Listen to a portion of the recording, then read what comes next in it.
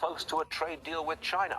Meanwhile, Mexico's President Sheinbaum says she and Trump agreed to extend the trade deadline for a few more weeks. E.J. Antoni joining me here in New York. Trade deals in Asia, the possibility of a deal with China, and now this is the extension of the trade agreement with Mexico. Does all of that trade news, does it add anything, any growth to our economy?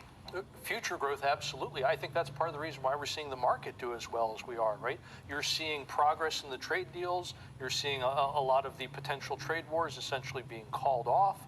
And every time that happens, I think the market's going to continue taking off. And particularly in the case of a country like Mexico, where even though, okay, we don't have a deal yet, because their government is clearly negotiating in good faith, the president is more than happy to continue extending the deadline on these talks. Let's extend this into next year. We've got tax cuts coming, large refunds coming. I believe that's the case. We've got regulation being cut back. We've got corporate profitability, not corporate profits, but the tax on corporate profits going down. We've got trade deals that look to be successful. Can we get 4% growth at any point next year? Oh, absolutely, particularly because of the middle point you mentioned there, the deregulation.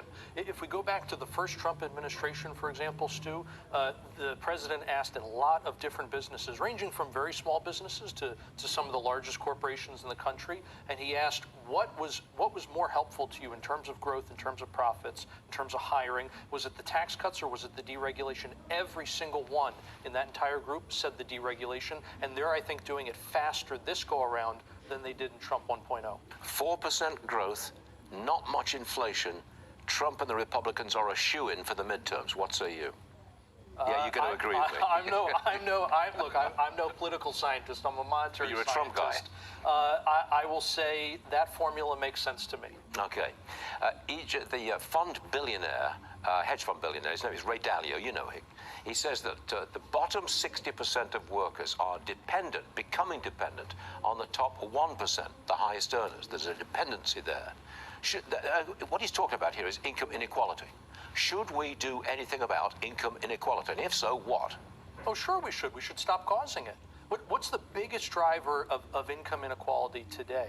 It, frankly, is the central bank devaluing our currency so that you get these massive increase in asset prices, whether that's equities, whether that's housing, whatever the case may be. So people who already own those assets get that price appreciation, and everyone else does not. And what do they get? They get the inflation. They get the higher cost of living. They see the value of their earnings, the value of their savings all go down.